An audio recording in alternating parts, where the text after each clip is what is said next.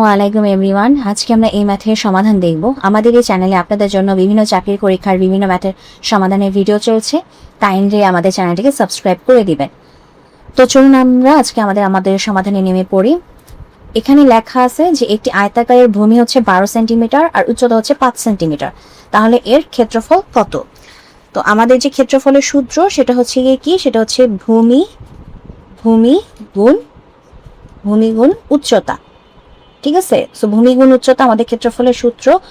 এখানে আমাদের ভূমির মানও দেওয়া আছে, উচ্চতার মানও দেওয়া আছে। ভূমির মান কত? ভূমির মান হচ্ছে 12 আর উচ্চতার মান হচ্ছে আমাদের 5। তো 12 সাথে 5 গুণ দিলে হবে হচ্ছে আমাদের 60। আর যেহেতু ক্ষেত্রফল বলছে, ক্ষেত্রফলের মান অলওয়েজ আসে হচ্ছে আমাদের বর্গ সেন্টিমিটারে। ঠিক আছে, যে এককটা থাকবে সেই এককটার সাথে বর্গ, এবং সেটা হবে বর্গ সেন্টিমিটার।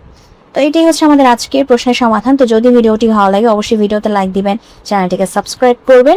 ভালো থাকবেন। ওয়ালাইকুম